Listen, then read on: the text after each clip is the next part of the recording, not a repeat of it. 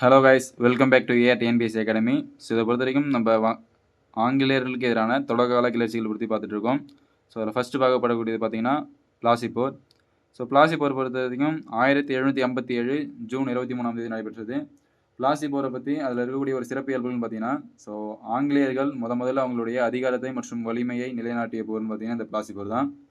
So அதாவது இந்தியாவுக்கு வணிக நோக்கத்திற்காக மட்டுமே வந்த ஆங்கிலேயர்கள் முதல்ல இந்தியர்களை எதிர்த்து ஒரு போர் புரிஞ்சு அந்த போரில் வெற்றி பெற்றது மட்டும் இல்லாமல் அவங்களுடைய அதிகாரத்தை இந்தியர்கள் மீது நிலைநாட்டிய ஒரு போர் தானே சொல்லுவாங்க பிளாசி போர். ஸோ பிளாசி போர் பொறுத்த வரைக்கும் 1757 ஜூன் 23 பிளாசி போர் நடைபெற்றது. இந்த 1757 சரியாக 100 வருஷம் கழிச்சு பார்த்தீங்கன்னா 1857 முதல் இந்திய விடுதலை போர் அப்படின்னு சொல்லி அழைக்கப்படக்கூடிய பெரும்புரட்சி அல்லது பெருங்கழகம் நடைபெற்றிருக்கும். ஸோ 1857 பெருங்கழகம்.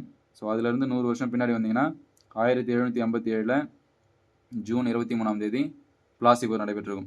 ஸோ பிளாசி போரை பேட்டில் ஆஃப் பிளாசி அப்படின்னு சொல்லுவாங்க. ஸோ இந்த பிளாசி போருக்கான காரணம்னு பார்த்தீங்கன்னா, வங்காளத்தின் நவாப்பாக இருந்த அலிவர்தி கான் 1756 மரணம் அடைஞ்சிருப்பார்.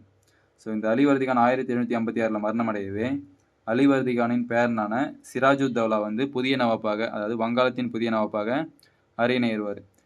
இவர் புதுசாக அரியணை ஏறினவும் என்ன பண்ணுவார் அப்படின்னா, ஆங்கிலேயர்களை பற்றி தெரியாமல் ஆங்கிலேயர்களுடைய காசிம் பஜார் அப்படின்னு சொல்லக்கூடிய ஆங்கிலேயர்களின் ஒரு முக்கியமான வணிக தளமாக இருந்தது தான் என்ன பார்த்தீங்கன்னா காசிம் பஜார்.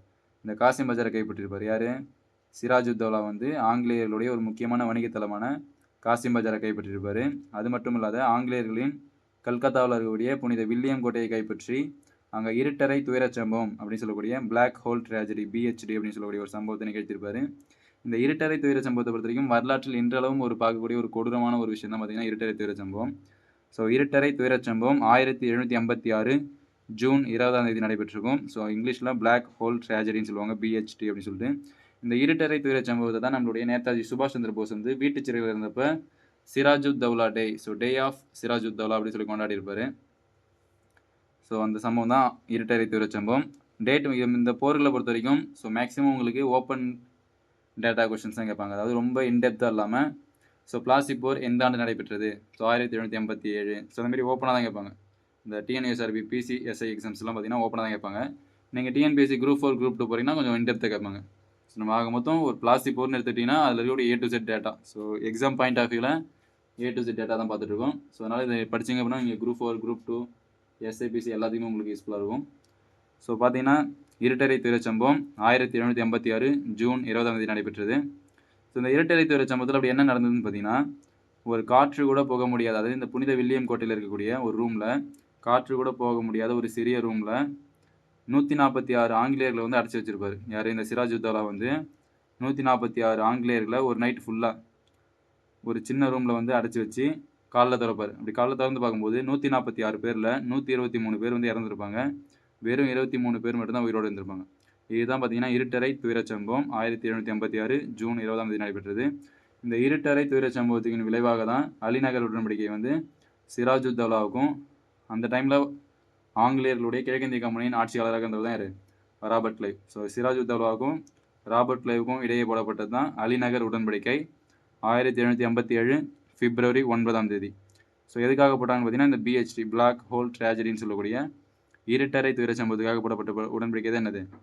அலிநகர் உடன்படிக்கை 1757 பிப்ரவரி 9. மேக்சிமம் உடன்படிக்கைகளை பொறுத்த வரைக்கும் ஸோ எந்த உடன்படிக்கை எந்த ஆண்டு கையெழுத்தானது, யாருக்கும் இடையே கையெழுத்தானது, எந்த போரின் விளைவாக கையெழுத்தானது, ஸோ இதை மட்டும் படிச்சுட்டா போதும். மற்ற டேட்டாஸ்லாம் உங்களுக்கு ஒரு ஸ்டோரி கண்டினியூட்டிக்காக மட்டும்தான் அதெல்லாம் சொல்கிறது. ஸோ மற்றபடி டேட்டாஸ் மட்டும் படித்து வச்சுக்கோங்க. ஸோ நெக்ஸ்ட் பார்த்தீங்கன்னா அலிநகர் உடன்படிக்கை கையெழுத்தாயிருக்கும் சிராஜுத்தௌலாவுக்கும் ராபர்ட் கிளைவுக்கும் இடையே கையெழுத்தானதுக்கப்புறமா ஆங்கிலேயர்கள் என்ன பண்ணுவாங்க? சந்திரநாகூரை கைப்பற்றியிருப்பாங்க. யார்? பிரெஞ்சோடைய டெரிட்டரியான, யார்? பிரெஞ்சுக்காரர்களுடைய ஒரு பகுதியான சந்திரநாகூரை ஆங்கிலேயர்கள் கைப்பற்றியிருப்பாங்க. ஸோ இதன் விளைவாக தான் பிளாசி போர் நடைபெறும். காரணம் ஆங்கிலேயர்கள் எப்படி நீங்கள் வணிகத்துக்காக வந்தவங்க ஏன் கைப்பற்றுறீங்க அப்படின்னு சொல்லிட்டு சிராஜுத்தௌலாவுக்கு ஃப்ரெஞ்சு ஆதரவாக இருக்கும் அந்த டைமில். ஸ்டார்டிங்கில் ஒரு வலிமையான ஒரு ஐரோப்பிய பகுதியாக இருந்தது தான் இது ஃப்ரெஞ்சு. ஸோ ஐரோப்பிய நாடாக இருந்தது தான் ஃப்ரெஞ்சு வருவாங்க. அதுக்கப்புறமா தான் நாளடைவில் ஆங்கிலேயர்கள் வலிமை பெறுவாங்க. ஃப்ரெஞ்சு இருக்க டம்மி ஆகிடும். ஸோ அப்படி பார்க்குறப்ப பிளாசி போர் 1757 ஜூன் 23. ஸோ இந்த பிளாசி போருக்கான காரணம் பார்த்தீங்கன்னா ஆங்கிலேயர்கள் சந்திரநாகூரை கைப்பற்றினது தான். ஸோ கைப்பற்றவும் சிராஜுத்தௌலா ப்ளஸ் ஃப்ரெஞ்சோடைய கூட்டுப்படை சேர்ந்து ராபர்ட் கிளைவுக்கு எதிராக, அதாவது பிரிட்டிஷுக்கு எதிராக போர் தொடுப்பாங்க. ஸோ அதில் அப்சல்யூட்லி ராபர்ட் கிளைவ் தான் ஜெயிப்பார். ராபர்ட் கிளைவை பொறுத்த வரைக்கும் ராபர்ட் கிளைவ் எந்த போரெல்லாம் ஈடுபடுறாரோ அந்த போரெல்லாம் மேக்ஸிமம் ராபர்ட் கிளைவ் தான் ஜெயிப்பார். இல்லை அவருடைய படை தளபதி அமைச்சு வச்சிருந்தாருன்னா அவர் ஜெயிப்பாங்க. ஸோ ராபர்ட் கிளைவ் பொறுத்த வரைக்கும் அது ஒரு ஃபேமஸாக இருக்கும். முதல்ல இந்தியாவில் ஆங்கிலேயரோட வலிமையை வந்து நிலைநாட்டியது யாருன்னு பார்த்தீங்கன்னா ராபர்ட் கிளைவ் தான். ஸோ ராபர்ட் கிளைவ் மட்டும் இல்லை அப்படின்னா ஆங்கிலேயர்கள் அதோட டம்மியாக இருப்பாங்க. ஸோ ராபர்ட் கிளைவ் தான் முதல்ல ஆங்கிலேயர்களுடைய வலிமையை வந்து இந்தியாவில் நிலைநாட்டியது. ஸோ அப்படி பார்க்குறப்ப பிளாசி போர் 1787 ஜூன் 23. ஸோ இந்த போரில் பொறுத்த வரைக்கும் யாருக்கும் இடையே நடைபெற்றது. ஸோ அதில் யார் ஜெயித்தாங்க, யார் தோத்தாங்க, அவ்வளோதான் மேக்ஸிமம். ஸோ உடன்படிக்கை போட்டிருந்தாங்கன்னா உடன்படிக்கை, அவ்வளோதான். நீங்கள் ரொம்ப உள்ள ஸ்கூல் புக்கில் இருக்க மாதிரி ரொம்ப பக்கம் படிச்சிங்க அப்படின்னா அது வேஸ்ட்டு தான். காரணம் உங்களுக்கு எக்ஸாம் பாயிண்ட் ஆஃப் வியூவில் நீங்கள் கிட்டத்தட்ட ஒரு 100-200 போர் படிப்பீங்க. ஸோ அத்தனை போர்னு பார்க்கும்போது உங்களுக்கு ரொம்ப உள்ளலாம் கேட்க மாட்டாங்க. வெறும் போர் நடந்த ஆண்டு என்ன, அவ்வளோதான். மேக்ஸிமம் அவ்வளோதான் கேட்பாங்க. ஸோ அதனால் நீங்கள் போர் நம்ம கொஞ்சம் இன்டெப்த்தாக போயிட்டு கொஞ்சம் ஓரளவுக்கு எக்ஸாம் பாயிண்ட் ஆஃப் வியூவில் படிக்கணும். ஸோ யாருக்கு யாருக்கு நடைபெற்றது, ஸோ அது காரணம் என்ன, காரணம் உங்களுக்கு ஒரு அப்போ தான் மக்கப் பண்ணாமல் ஒரு ஸ்டோரியாக படிக்கிறதுக்கு ஈஸியாக இருக்குன்றதுனால நம்ம அப்படி பார்க்கணும். ஸோ அப்படி பார்க்குறப்ப பிளாசி போர் 1787 June 23 Sirajuddaulah versus Robert Clive கிட்டே நடைபெறுது. ஸோ சிராஜுத்தௌலாவுக்கு ஃப்ரெஞ்சு வந்து ஆதரவு கொடுத்துருக்காங்க. ஸோ ராபர்ட் கிளைவுக்கு யாருமே ஆதரவு கொடுக்கல, அவங்க பிரிட்டிஷ் சார்பாக தனியாக தான் போகிறாரு. ஸோ அப்சல்யூட்லி ராபர்ட் கிளைவ் ஜெயிக்கிறாரு. ஸோ சிராஜுத்தௌலாவுடைய கூட்டுப்படை வந்து தோற்கடிக்கப்படுது. ஸோ இந்த போரை பொறுத்த வரைக்கும் பிளாசி போர் 1787 பொறுத்த வரைக்கும் இதுக்கு எந்த உடன்படிக்கையுமே போடப்படல. அலிநகர் உடன்படிக்கையுமே கூட பார்த்தீங்கன்னா அந்த இருட்டறை துயர சம்பவத்துக்காக போடப்பட்டு தான் அலிநகர் உடன்படிக்கை. இந்த பிளாசி போருக்கு எந்த ஒரு உடன்படிக்கையுமே போட்டிருக்க மாட்டாங்க. இந்த பிளாசி போரை பொறுத்த வரைக்கும் இந்த பிளாசி போரின் விளைவாக என்ன நடக்குது அப்படின்னு பார்த்தீங்கன்னா சிராஜுத்தௌலா வந்து தோற்கிறாரா, அவர் தோற்கிறதுக்கு காரணம் என்னன்னு பார்த்தீங்கன்னா சிராஜுத்தௌலாவுடைய சித்தப்பாவான மீர் ஜாபர் மற்றும் படை தளபதி துர்லாப் இருவருமே ஆங்கிலேயருடன் கை கோர்த்துடுவாங்க, அதாவது துரோகம் பண்ணுவாங்க. யார்? ஸோ சிராஜுத்தௌலாவுடைய சித்தப்பாவான மீர் ஜாபர். ஸோ இந்த அதுக்கப்புறமா சிராஜுத்தௌலாவை தோற்கடிச்சு வங்காளத்தின் நவாபாக யார் வருவா? மீர் ஜாபர் தான். காரணம் ஆங்கிலேயர்களுக்கு உதவியதால் மீர் ஜாபர் தான் என்ன பண்ணுவாங்க, வங்காளத்தின் புதிய நவாபாக அறிவிப்பாங்க ஆங்கிலேயர்கள். ஸோ சிராஜுத்தௌலாவோட சித்தப்பான மீர் ஜாபர் மற்றும் படை தளபதியான துர்லாப் இருவருமே துரோகம் பண்ணுவாங்க, ஆங்கிலேயர்களுடன் ரகசியமாக கை கொடுத்துருவாங்க. ஸோ போரில் உதவியதால் மீர் ஜாபரை அடுத்த வங்காளத்தின் நவாபாக்கினார் ராபர்ட் கிளைவ். ஸோ எந்த ஆண்டு வரைக்கும் பார்த்தீங்கன்னா 1757 to 1760 வரைக்கும் தான் வங்காளத்தின் நவாபாக இருப்பார். அதுக்கடுத்து பார்த்தீங்கன்னா இவருடைய பேரன் வந்திருப்பார், இவருடைய மகன் வந்திருப்பார், மருமகனான மீர் காசிம் வந்திருப்பார். ஸோ அதுக்கப்புறம் மீர் காசிம் திரும்ப துரத்தி விட்டு 1764 மீர் ஜாபரை போட்டிருப்பாங்க. அது வந்து நம்ம பக்சார் போர் பார்க்கும்போது பார்ப்போம். ஸோ மீர் ஜாபர் வந்து 1757 to 1760 வரைக்கும் வங்காளத்தின் நவாபாக இருப்பார். ஸோ இவர் நவாபாக்கினது யாருன்னு பார்த்தீங்கன்னா ராபர்ட் கிளைவ்.